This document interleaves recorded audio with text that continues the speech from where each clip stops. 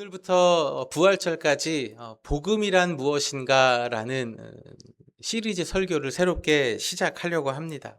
이번 시리즈 설교를 통해서요, 우리에게 너무나 익숙한 단어지요.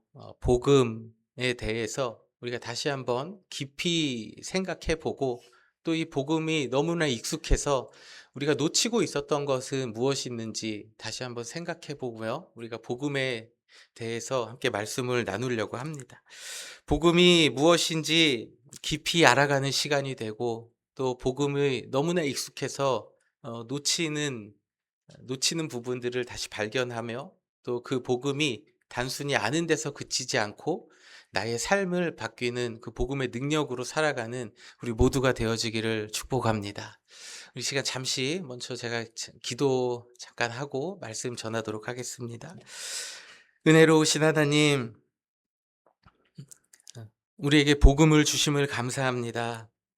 그러나 우리는 이 복음이 무엇인지, 하나님의 그 큰 뜻이 무엇인지 우리 인간의 지혜로는 다 이해할 수가 없습니다. 성령님, 우리에게 복음이 무엇인지 가르쳐 주시옵소서. 우리의 마음을 움직이시사 복음의 비밀이 우리 가운데에 새롭게 깨달아지게 하시고, 또 이 복음의 비밀을 아는 것에 그치는 것이 아니라 이 복음으로 살아가는 우리 모두 될 수 있도록 함께하여 주시옵소서. 예수님 이름으로 기도드리옵나이다. 아멘. 오늘은 첫 시간으로 복음이란 무엇인가, 복음의 시작, 예수 그리스도 복음의 시작, 누구라고요? 예수 그리스도라는 제목을 가지고 함께 하나님 말씀 나누도록 하겠습니다. 한국의 어느 교회에서 성도님들을 대상으로 복음이란 무엇인가요? 라는 설문조사를 했습니다. 세 그룹이 각기 다양한 다른 응답을 했는데요. 먼저 대학생 그룹을 보니까요, 복음은 좋은 소식입니다 라고 응답했습니다. 그리고 직장인 그룹은 복음은 나의 인생의 매뉴얼입니다. 사회에서 어떻게 대처하고 어떻게 살아가야 할지 이 땅을 살아가는 매뉴얼입니다 라고 대답했어요. 그리고 주부들은 복음은 내 인생의 교과서와 같은, 해답책과 같은 문제를 해결해 주는 해결법입니다 라고 응답했습니다. 누군가 여러분에게 복음이란 무엇인가요? 라고 하면 여러분 무엇이라고 대답하시겠습니까? 이 세 개의 카테고리 안에 있습니까? 또 재밌는 거는 미국에 있는 사람들에게도요, 미국의 여론조사 기관에서 복음이 무엇입니까? 라는 비슷한 그 설문을 했는데요, 미국의 대표적인 여론조사 기관 세 군데에서 각기 이렇게 사람들이 대답을 했습니다. 복음은 도덕적 가르침입니다. Moral teaching of life라고. 그리고 being God person, 좋은 사람이 되는 것, 착하게 사는 것. 그리고 또 마지막에는 좋은 사람은 천국 간다 라고 응답을 했어요. 한국과 미래의 사례에서 볼 수 있듯이 사람들은 저마다 각기 다른 모습으로 이 복음을 받아들이고 이해하고 해석하고 있습니다. 다시 한번 질문하겠습니다. 누군가가 여러분에게 복음이란 무엇입니까? 라고 물으면은 여러분 무엇이라고 대답하시겠습니까? 오늘 우리가 함께 읽은 마가복음 1장 1절에서는 복음은 하나님의 아들 예수 그리스도라고 말씀하고 있습니다. 이 말씀을 그대로 하면은, 누군가 우리에게 복음이란 무엇입니까? 하면은 복음은 예수 그리스도입니다 라고 대답할 수가 있겠지요. 너무나 교과서 같은, 정답과도 같은 말입니다. 그런데 이 복음이 왜 예수 그리스도인지 우리가 오늘 말씀을 통해서 좀 더 깊이 들어갔으면 좋겠습니다. 이 헬라어 원어를 보면요, 복음의 시작, 예수 그리스도, 하나님의 아들, 딱 이 세 개가 나와 있습니다. 복음의 시작, 하나님의 아들, 예수 그리스도. 그러니까 성경은 우리에게 복음이 예수님이라고 이야기를 하고 있어요. 복음이라는 한자 단어는 기쁠 복에 소리음이라는 한자를 사용합니다. 우리 한글 성경이 그 한자를 번역해 갖고 왔기 때문에 한자가 많아서 조금 어려워요. 영어에서도 good news라고 아주 잘 번역이 되어 있죠. 좋은 소식입니다. 복음은. 그래서 어떤 사람들은 이 복음을 기쁜 소식이다, 좋은 소식이다라고 이야기를 해요. 아까 그 대학생 그룹에서 응답한 것처럼 복음은 그냥 기쁜 소식입니다. 좋은 소식입니다. 그런데 복음이라는 단어가 사용된 배경을 보면요.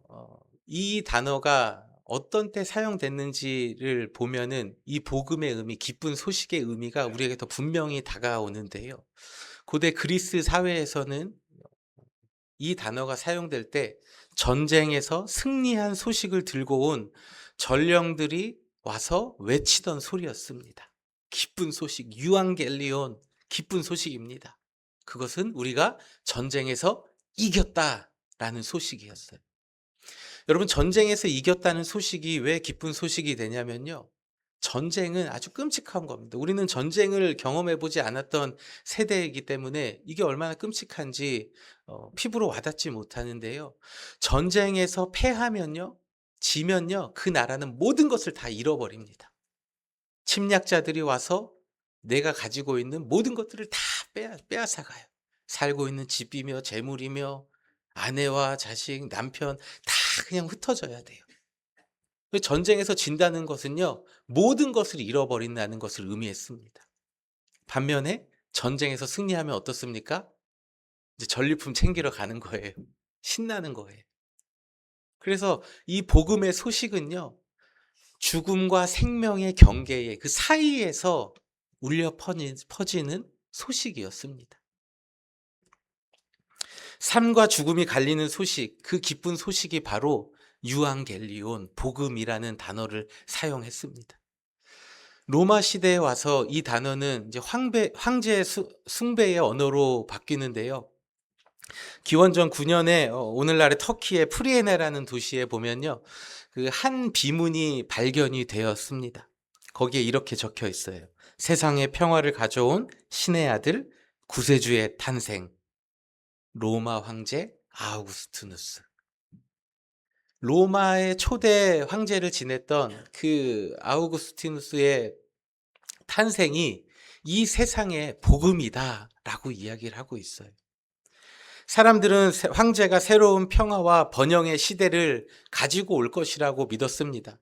그래서 황제가 탄생할 때 또 새로운 황제가 되는 그 주기식에서 이 유앙겔리온, 기쁜 소식이다라는 단어를 사용을 했어요. 사람들은 자신들에게 평화와 기쁨, 번영을 가져다 줄 사람들, 또 전쟁에서 승리했을 때의 기쁜 소식, 이 유앙겔리온이라는 헬라어 단어를 사용했는데 성경은 이렇게 사용합니다. 하나님의 아들 예수 그리스도가 바로 유앙겔리온, 기쁜 소식이다 라고 이야기를 해요. 예수 그리스도가 우리에게 기쁜 소식인 이유는 무엇입니까? 여러분, 십자가에서 예수님께서 우리의 모든 죄를 대신하여 죽어 주셨습니다. 그래서 우리는 죄로 인해 영원히 죽을 수밖에 없었지만 예수님의 십자가에서 죽어 주심으로 말미암아 우리는 다시 영원한 생명을 얻는 존재가 되었어요. 십자가의 사건으로 우리는 죄에서 해방되었습니다. 이것이 우리에게 기쁜 소식이에요. 그리고 그 하나님의 아들이신 예수님께서 바로 이 땅에 내려오셨다라는 소식, 그것이 바로 우리에게 기쁜 소식입니다. 우리는 기쁜 소식이라고 생각했을 때에 어떠한 나에게 즐거움을 주고 나를 행복하고 저 상대방이 잘 되고 뭐 좋은 일, 뭐 로터리 맞고 뭐 이런 거 맞아야지 뭐 기쁜 소식이라고 생각을 해요. 그러나 우리의 인생에 있어서, 우리의 삶에 있어서 가장 기쁜 소식은 우리의 죄의 문제가 해결되었다는 것.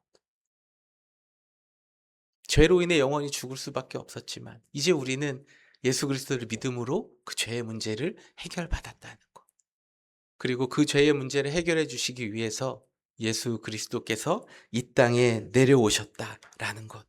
이것이 바로 우리에게 기쁜 소식임을 여러분 기억하시길 바랍니다. 인간의 본성은요, 그 기본값, 디폴트가 성과주의입니다.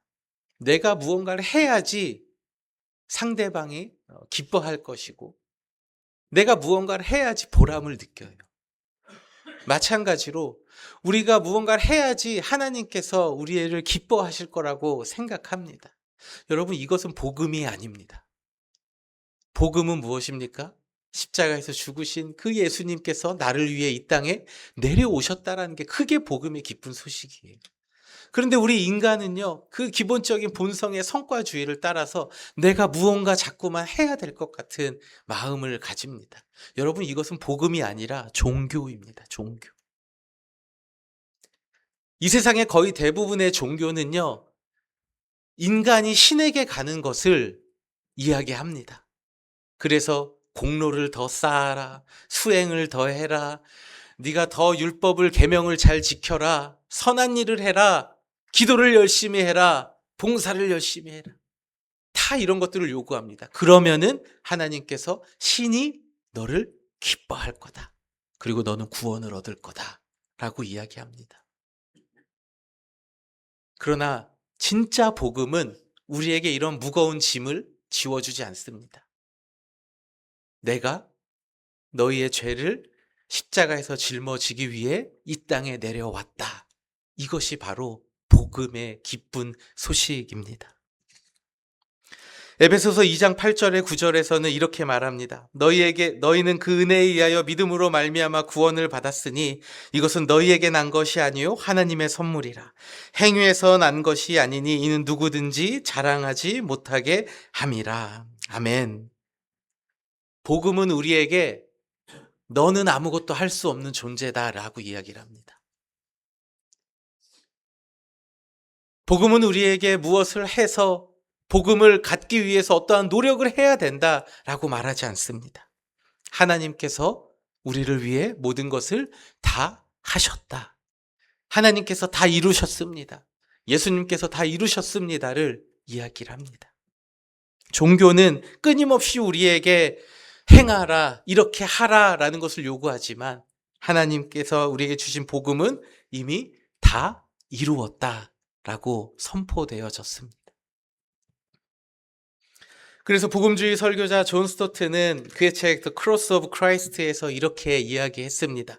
복음은 인간이 무엇을 해야 하는가가 아니라 하나님께서 그리스도 안에서 무엇을 이루셨는가에 관한 소식이다. 이것이 바로 복음이다 라고 이야기했습니다. 예수님께서 우리의 죄의 문제를 해결하여 주시고 우리를 하나님 아버지께로 인도하시기 위해 이 땅에 오셨다는 것, 이 복음의 기쁜 소식이 우리에게 정말 좋은 소식이고 승리의 소식, 우리가 이제 살았구나, 나는 다시 하나님 앞에 나아갈 수 있구나, 나에게 이보다 더 기쁜 소식이 어디 있을까 라고 생각하면서 우리가 이 복음을 알고 있다면요, 우리는 마땅히 자유와 기쁨을 누려야 됩니다. 우리 마음에는 이 복음을 받았다는 사실 하나만으로도 우리는 기뻐하고 자유로울 수 있어야 돼요. 그런데 오늘날 많은 사람들이 복음을 듣고 기쁨이 아니라 무언가를 해야 할 것 같은, 또는 인생에 더 하나의 짐을 얻은 것 같은 마음을 가지고 이 땅을 살아갑니다. 왜 그럴까요? 그것은 복음이 왜곡되어져 있기 때문입니다. 복음이 뒤틀려 버린 거예요. 복음의 기쁜 소식은 하나님께서 모든 것을 다 이루셨다는, 나를 위해 이 땅에 오셨다는 그 소식인데 우리는 이 복음이 왜곡되어져 있을 때가 있습니다. 복음이 종교의 언어로 바뀌는 순간 복음은 내가 무엇을 하며 인정받는가, 내가 하나님께 무엇을 해드릴까 라는 종교의 모습으로 바뀌어집니다. 복음이 변질된 거죠. 복음은 우리에게 어떠한 무거운 짐을 요구하지 않습니다. 복음은 여러분의 삶에 어떠한 행위를 요구하지 않아요. 이미 우리에게 주신 기쁜 소식입니다. 그래서 복음의 내용, 복음에 담고 있는 이 메시지에는요, 거룩하면, 순종하면, 헌신하면 사랑받는다가 아니라 우리는 이미 사랑받았으니, 예수 그리스도를 통해 용납받았으니 그 사랑에 감사해서 순종으로 살아간다. 이것이 바로 복음에 담긴 내용, 메시지입니다. 이 순서가 뒤바뀌어 버리는 거예요. 복음이 왜곡되어지는 것은. 복음이 사람들에게서 왜곡되어지고 뒤틀려졌을 때에 나타나는 대표적인 현상이 있습니다. 그것은 복음이 율법주의로 변질되는 거예요. 율법주의는 예수님을 믿으면 구원을 받지만 그 다음에는 우리의 행위로 보여줘야 된다. 우리의 삶에서 말씀도 잘 지키고 계명대로 살아야 된다. 이건 해야 되고 이건 하지 말아야 되고 이렇게 살아야 된다라고 생각하는 겁니다. 이제 복음 받았으니 더 잘 살아야지. 내가 예수님 믿기 전에 모습처럼 똑같이 살면은 그것은 복음을 받은 사람의 모습이 아니야. 내가 복음을 받았는데 더 열심히 섬겨야지. 더 열심히 헌신해야지. 이러한 생각들.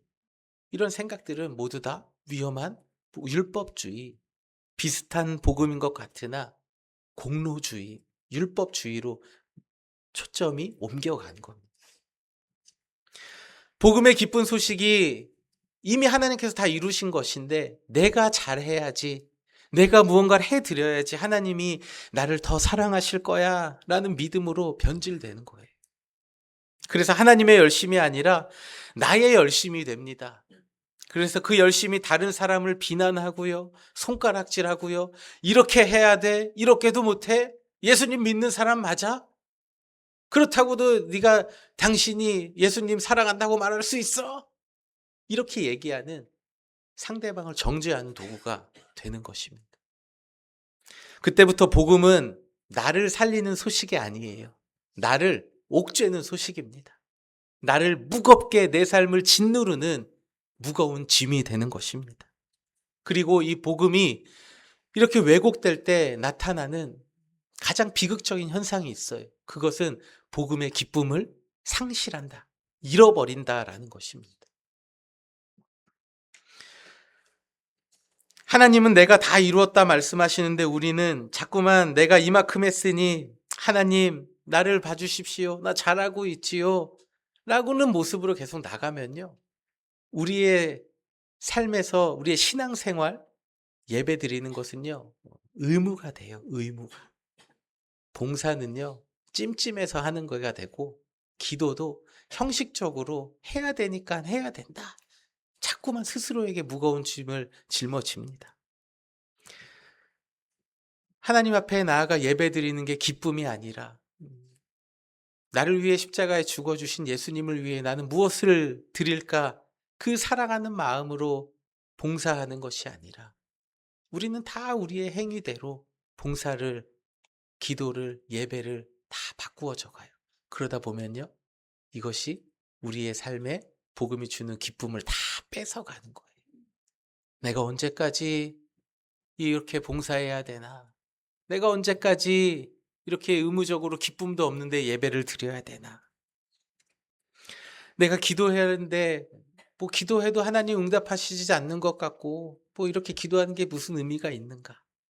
다른 하나의 종교 활동이 되어져 가는 것입니다. 종교는 우리에게 기쁨을 가져다 주지 않습니다. 우리에게 오히려 무거운 짐을 짊어주고 우리에게 무거운 짐을 줍니다. 사랑하는 성도 여러분, 여러분이 만약 예배 드리는 것이 기쁨을 상실했고, 또 봉사하는 것이 어떤 무거운 짐으로 느껴지고, 또 기도하는 것이 하나님과의 교제가 아니라 뭔가 하나님 앞에 자꾸만 하나님께 드리는 보고서와 같이 떼쓰는 것과 같은 기도의 모습으로 되어져 가고 있으신 분들이 계십니까? 그것은 여러분의 신앙이 부족해서가 아닙니다. 결코 여러분의 믿음이, 신앙이 부족해서가 아니에요. 그것은 우리가 복음에서 멀어졌기 때문이에요.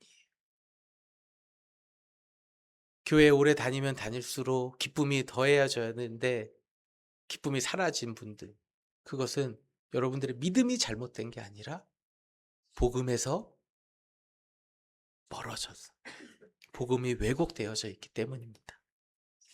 그래서 우리가 해야 할 일은 무엇입니까? 더 잘해야지, 더 열심히 기도해야지, 더 말씀 봐야지, 더 열심히 봉사해야지, 이것이 아닙니다. 다시 복음으로 돌아가는 거예요. 왜냐하면 진짜 복음은 우리를 자유롭게 하기 때문입니다. 복음은 우리에게 더 열심히 해서 하나님을 만족시키라고 요구하지 않습니다. 오히려 복음은 우리가 짊어지고 가고 있는 그 스스로 무거운 삶의 짐들, 죄책감의 짐들, 의무감의 짐, 두려움과 비교의 짐, 실패와 죄책감, 사람들 앞에서 인정받으려고 잘 보이려고 애쓰려고 살아가는 그 모든 인생의 무거운 짐을 로부터 우리를 자유롭게 합니다. 예수님께서 말씀하셨어요. 마태복음 11장 28절. 우리 함께 읽을까요? 수고하고 무거운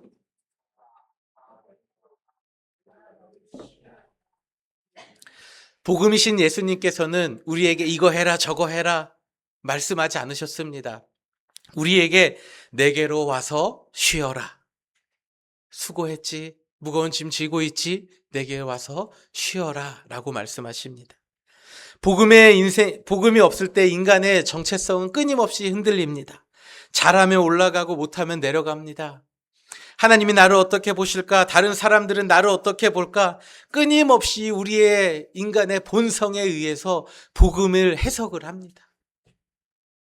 이 정도면 충분한가? 아니야, 더 봉사해야지, 더 말씀 읽어야지, 더 열심히 해야지. 끊임없이 우리를 무겁게 합니다. 그러나 진짜 복음이신 예수님은 우리에게 뭐라고 말씀하십니까? 내게로 와서 쉬어라. 내가 너희를 쉬게 하리라 말씀하십니다. 왜 그렇습니까? 로마서 8장 1절에 그러므로 이제 그리스도 예수 안에 있는 자에게는 결코 정죄함이 없나니 이는 그리스도 예수 안에 있는 생명의 법이 죄와 사망의 법에서 너를 해방하였음이라. 예수님이 이미 모든 걸 다 이루셨기 때문에 우리는 예수님 앞에 나가서 쉼을 누릴 수 있는 것입니다. 그래서 참된 복음은요, 모든 죄의 결박들이 풀어집니다. 우리의 인생을 무겁게 짓누르고 있었던 그런 비교와 다른 사람들을 향한 시선들, 그런 것들로부터 다 우리는 벗어지는 거예요. 그리고 무엇보다 우리의 죄의 짐, 우리 인간이 스스로는 해결할 수 없었던 그 죄의 짐을 벗어버릴 수 있는 것입니다. 그래서 복음은 우리의 인생을 자유롭게 할 뿐만 아니라 우리의 영혼까지 해방되는 자유로움을 주시기 것입니다. 복음이신 예수님께서 죄와 두려움 인정받기 위해 몸부림 속에 지쳐있는 우리를 위해 십자가에서 다 이루신 그 복음이신 예수님 앞에 우리 모두가 나아가는, 기쁨으로 나아가는 우리 모두가 되어지길 주님의 이름으로 축복합니다. 그래서 복음이 우리 안에서 본래의 자리로 회복될 때에 우리는 인생에 다시 자유함과 기쁨과 소망을 얻을 수가 있습니다. 예수님을 믿는 신앙생활은 노동이 아니라 안식이고 의무나 두려움이 아닌 기쁨과 감사가 되어져야 합니다. 이것은 단순한 교리나 어떠한 프로세스를 이야기하는 것이 아닙니다. 우리가 복음을 제대로 우리 마음 가운데에 믿고 모시고 산다면 그 복음이 우리를 자유케 하기 때문에 우리는 이 모든 인생의 무거운 짐들로부터 벗어날 수 있습니다. 오늘 첫 시간 말씀의 결론입니다. 말씀의 결론은 이것입니다. 복음은 우리의 삶을 변화시키는 기쁜 소식이다. 여러분, 복음은 우리의 삶을 변화시키는 기쁜 소식임을 기억하시길 바랍니다. 이 복음을 만날 때에 사람들에게 일어나는 공통적인 반응이 있습니다. 하나님 앞에, 이 복음 앞에 설명할 수 없는, 어떻게 내가 표현할 수 없는 그 은혜의 무게에 압도되어서 우리는 무릎을 꿇고 나는 이제 아무것도 할 수 없습니다 라는 포기, 내 인생을 포기하는 모습들이 나타나죠. 마음을 짓누르던 어떠한 무거운 짐들이 이렇게 스르르르 풀려지는 듯한 그런 것들을 경험합니다. 그리고 마음 가운데에는 어떻게 설명할 수 없는, 이전에 경험해보지 못했던 새로운 평안이 우리의 마음 가운데 찾아옵니다. 복음이 들어올 때에 사람들에게 나타나는 대표적인 현상입니다. 그리고 하나님 앞에 설 수 있는 이유를 나 자신에게서 찾는 것이 아니라 하나님께 두고 내 자신의 의가 무너집니다. 나는 아무것도 할 수 없습니다. 하나님이 다 하셨습니다. 우리가 우리 스스로를 무너뜨렸기 때문이 아닙니다. 이 복음이 너는 아무것도 할 수 없는 존재다. 내가 너를 위하여 다 이루었다. 이 복음이 우리의 자신의 의를 무너뜨렸기 때문입니다. 그러나 여러분, 무너짐을 너무 무서워하지 마십시오. 그 무너짐이 있어야 그 무너짐의 자리에서 바로 은혜가 시작되기 때문입니다. 하나의 예화를 말씀드리고 말씀을 마치겠습니다. 25살의 나이에 아프리카에서 사람들을 카리브해로 실어 나르는 노예 무역선을 선장을 하고 있었던 사람이 있습니다. 그의 이름은 존 뉴턴이라는 사람이에요. 이 존 뉴턴은 다들 이렇게 사는 거 아니냐, 세상이 뭐 다 이렇게 들어가는 거지, 나도 그렇게 살고 당신도 그렇게 살고 이게 세상의 법칙 아니냐, 자신 스스로를 정당화하고 합리화하면서 이 노예 무역을 하는 것을 아주 그냥 정당화하고 합리적으로 생각하고 살았습니다. 그러던 1748년에 그가 사람들을 실어 나르던 그 노예 무역선의 배가 대서양 한가운데에서 폭풍을 만났습니다. 그때 이 존 뉴턴은 하나님 앞에 진심으로 간절하게 이렇게 기도했습니다. 주님, 제발 살려주십시오. 주님, 저를 도와주십시오. 간절한 마음으로 기도했습니다. 그때 다행히 배가 풍랑이 잠잠해지고 배는 안전히 항구로 도착을 했습니다. 그리고 그는 그날 이후에 이 노예 무역을 하는 일을 그만두고 신학교에 가서 신학을 공부했습니다. 그리고 성공의 목회자가 되었어요.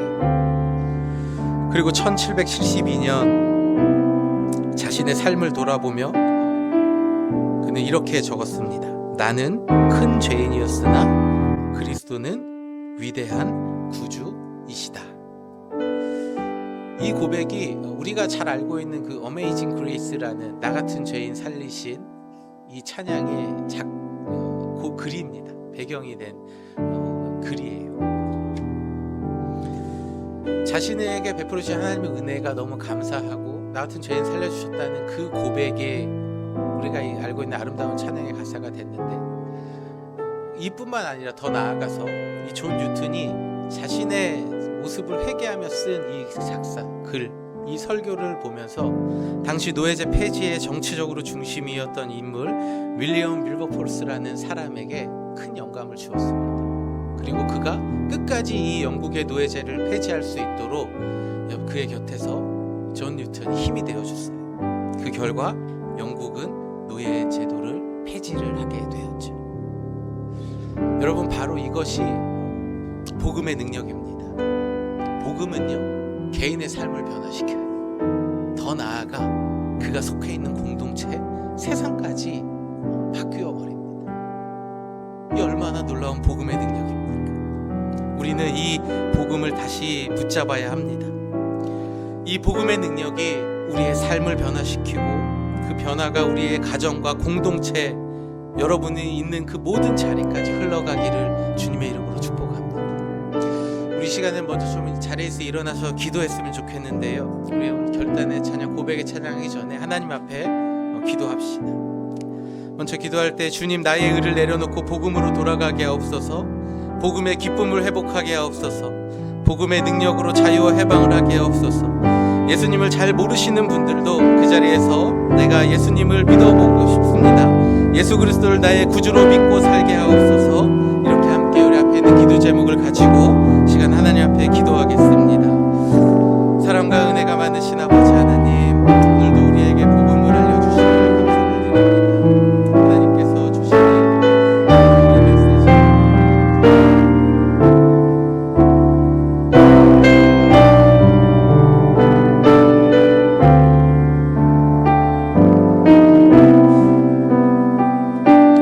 우리에게 어떤 무거운 짐을 지어주시지 않는 그 복음을 주심을 감사를 드립니다.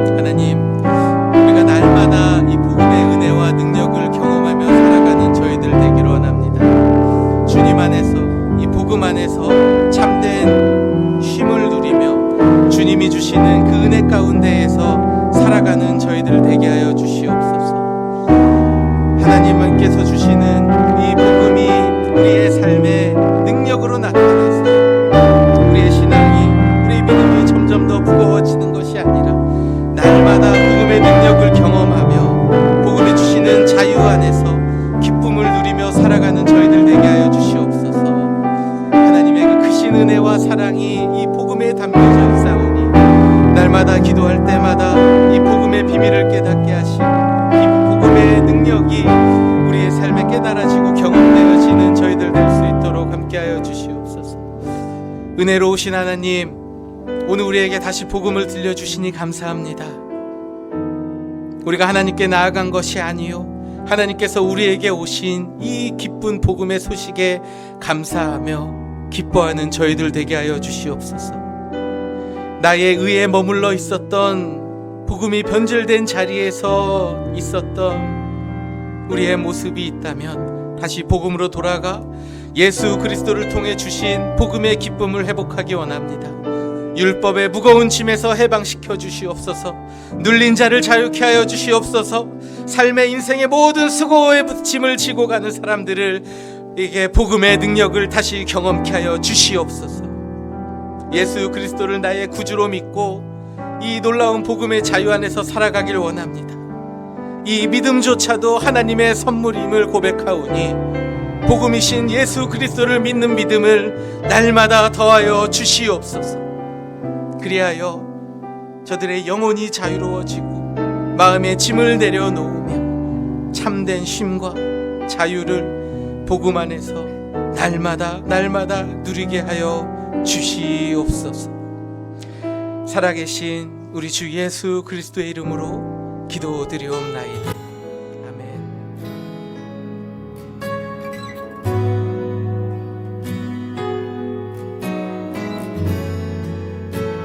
우리 고백의 찬양 하나님 앞에 드리도록 하겠습니다. 나 같은 죄인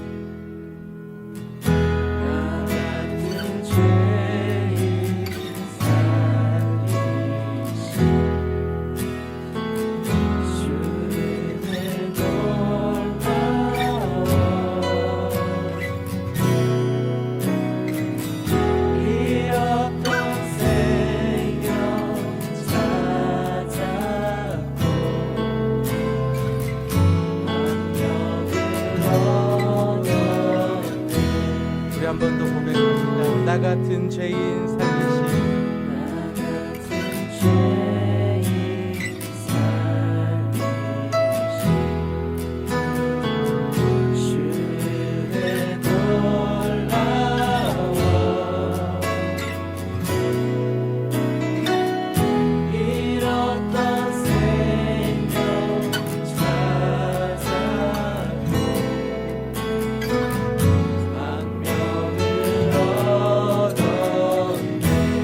주님 찬양합니다.